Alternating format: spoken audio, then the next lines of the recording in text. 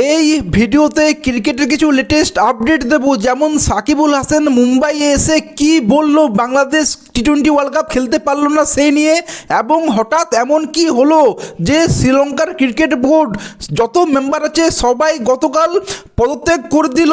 কিন্তু সবচেয়ে প্রথমেই কথা বলবো আমাদের লর্ড ঠাকুর, কারণ লর্ড ঠাকুর এমন একটা রেকর্ড করে ফেলেছে যেটা আইপিএল ইতিহাসে কোনোদিন হয়নি আর হবে বলে আমার অ্যাটলিস্ট মনে হয় না।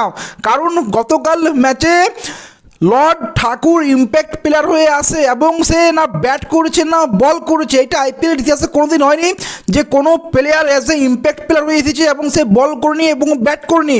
যেটা আমার মনে হয় না ফিউচারও কোনোদিন এই রেকর্ডটা ভাঙতে পারবে যে কোনো প্লেয়ার ইম্প্যাক্ট প্লেয়ার হয়ে আসছে আইপিএল খেলতে এবং সে বল বা ব্যাট কিছুই করছে না, এটা কোনোদিনই হবে না। যাই হোক, হেনরিক ক্লাসেন ভাই একটা কি শট মারলো, সুইচ হিট, ওই ব্যাপক শট। এই ছেলেটা, এই ক্লাসেন যদি তোমার সাউথ আফ্রিকার টিম ওই খেলে, নম্বর 4-এ ব্রেভিস, 5-এ ক্লাসন, 6-এ মিলার, 7-এ জ্যামসন, কি টিমটাই না হবে, কত ডেঞ্জারাস টিমটাই না হবে। এনিওয়ে, মুম্বাই ইন্ডিয়ান্স প্রথমে ব্যাট করতে এসে যখন তোমার ওপেনিংয়ে উইল জ্যাক্স এবং রায়েল রিকেলটন 93 রানের একটা পার্টনারশিপ করে দেয়, রায়েল রিকেলটন 100 মেরে দেয় এবং তোমার মুম্বাই ইন্ডিয়ান্স 243 রান টার্গেট দিয়ে দেয় এসআরএইচকে। তখন কে ভেবেছিল যে মুম্বাই ইন্ডিয়ান্স এইখান থেকে ম্যাচটা হেরে যাবে, স্পেশালি যখন তোমার কাছে জাসপ্রীত বুমরা, ট্রেন্ট বোল্টের মতো ওয়ার্ল্ডের সেরা ফাস্ট বোলার আছে, তখন কীভাবে মুম্বাই ইন্ডিয়ান্স হারবে এটা বিশ্বাস হয় না। কিন্তু এসআরএইচ টিমে যখন তোমার সাহিল অরোরার মতো একজন ফিনিশার আছে যে জাসপ্রীত বুমরাকে নো লুকে 6 মারছে, নো লুক শট মারছে, তখন তো ভাই এটা মানতেই হবে। সাহিল অরোরা ক্লাসেনকে জিজ্ঞেস করে যে ম্যাচটাকে আমি ফিনিশ করতে পারি, মানে ওর কনফিডেন্স দেখো। এটা আমি বলছি না, যদিও এটা তোমার ক্লাসন ম্যাচ শেষ হওয়ার পর সে বললো যে সাহিল অরোরা ওকে জিজ্ঞেস করেছিল এই ম্যাচটাকে আমি ফিনিশ করে দেবো। মানে বুঝে নাও ভাই এর কনফিডেন্সটা কত। ফিনিশার বাদ দাও, ওপেনিংয়ে দেখো, ওপেনিংস হায়দ্রাবাদের পাওয়ার পেলেতেই মানে 6 ওভারেই হায়দ্রাবাদ 92 রান করে ফেলে। অভিষেক শর্মা এবং ট্র্যাভিস হেডের মধ্যে 129 রানের একটা পার্টনারশিপ হয়, যদিও তোমার সেখানে ট্র্যাভিস হেড 2বার চান্স পায়, নমনদির ক্যাচগুলো ছেড়ে দেয় 2বার, এবং একটা তো এমন হয়েছিল যে ব্যাটে লেগেছিল কিন্তু মুম্বাই ইন্ডিয়ান্সের কোনো প্লেয়ারেই কলেই করলো না, আউটের অ্যাপিলেই করলো না, সেখানেও চান্স পেলো। ইজি দেখা গেল পরে যে ব্যাটে বলে টাচ হয়েছিল কিন্তু কেউ কলেই করেছিল না। সো ট্রাভিস হেড 3বার চান্স পাওয়ার পর 30 বলে 76 রান করে 8টা 6 মেরেছিল আই থিঙ্ক।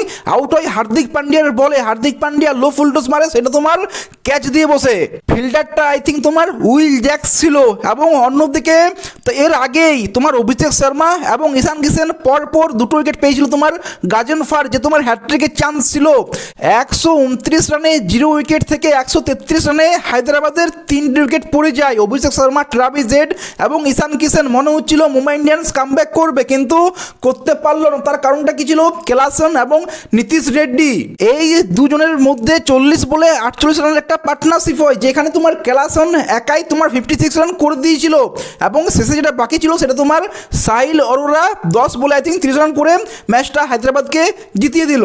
ওইটাও 8 বল বাকি থাকতে, যার ফলে তোমার সানরাইজার্স হায়দ্রাবাদ এখন পয়েন্ট টেবিলে 3 নম্বরে চলে এলো। প্রথমে পাঞ্জাব কিংস 11, সেকেন্ডকে আছে আরসিবি আই থিঙ্ক, এবং 3 নম্বরে তোমার হায়দ্রাবাদ। যাই হোক, সাকিবুল হাসান মুম্বাই একটা জার্সির লঞ্চ ইভেন্টের জন্য এসেছিল, সেখানে সাকিবুল হাসানকে জিজ্ঞেস করা হয় বাংলাদেশ টি-20 ওয়ার্ল্ড কাপ খেলতে পারলো না, এ নিয়ে তুমি কি বলবে? তো সাকিবুল হাসান বলে এটা একটা ব্যালান্ডার ছিল, বাংলাদেশ টি-20 ওয়ার্ল্ড কাপ খেললো না, এটা তখনকার যে গভর্নমেন্ট ছিল তার একটা খুবই বড় ভুল ডিসিশন ছিল যে বাংলাদেশ টি-20 ওয়ার্ল্ড কাপ খেলতে পারলো না। আর তার সাথে এটাও সে বলে যে বাংলাদেশের পাবলিক ক্রিকেট কতটা ভালোবাসে এটা পুরো বিশ্ব জানে। তো এইটা একটা খুবই বড় ভুল ডিসিশন ছিল যেটা তোমার সাকিবুল হাসান বলল। এরপর তাকে জিজ্ঞেস করা হয় তুমি আইপিএলে খেলছো না, তুমি আইপিএল কি মিস করছো? তখন সাকিবুল হাসানের উত্তরে বলে যে আমার বয়সে কতজন প্লেয়ার আইপিএলে খেলছে, খুব জোর 5 জন হবে, তাই আমি অ্যাটলিস্ট আইপিএল মিস করছি না, কিন্তু হ্যাঁ আইপিএল আমি দেখি। এইবার খবর আসছে শ্রীলঙ্কার ক্রিকেট বোর্ড থেকে, যেখানে 29শে এপ্রিল মানে গতকাল শ্রীলঙ্কার ক্রিকেট বোর্ডে যতজন ছিল সবাই তোমার পদত্যাগ করে দিয়েছে। মানে শ্রীলঙ্কার ক্রিকেট বোর্ডের যে প্রেসিডেন্ট ছিল সামি সিলভা, ও থেকে শুরু করে যতজন কমিটি মেম্বার ছিল সবাই পদত্যাগ করে দিয়েছে গতকালেই। এবং তার আগের দিন মানে 28শে এপ্রিল একটা মিটিং হয়েছিল, স্পেশাল মিটিং হয়েছিল, যেখানে তারা 3 ঘন্টা ধরে কথা বলেছিল, ডিসকাশন করেছিল সেই মিটিংয়ে, এবং গতকাল তারা সবাই পদত্যাগ করে দেয়। আর এই পদত্যাগের কারণগুলো শোনা যাচ্ছে যে জনগণের চাপ একটা আছেই, আর্থিক সংকট তো একটা আছেই, দেন তোমার কিছু দুর্নীতিও আছে, যেটা আপাতত শোনা যাচ্ছে। এটা রিউমার, কিন্তু এটা ঠিক নিউজ না, এটা রিউমার। আমি বলছি না এটা হতেই পারে বা নাও হতে পারে, এটা হতেই পারে, যেটুকু আমার কাছে খবর আছে। ইভেন এইটাও খবর আসছে যে শ্রীলঙ্কার কিছু ক্রিকেট প্লেয়ার তারাও অভিযোগ করেছে এই নিয়ে, যার ফলে এই ডিসিশনটা নেওয়া হলো। সামি সিলভা 2019 থেকে প্রেসিডেন্ট ছিল শ্রীলঙ্কার ক্রিকেট বোর্ডে, মোটামুটি 7 বছর হয়ে গেল, আই থিঙ্ক 4বার সে জিতেও ছিল।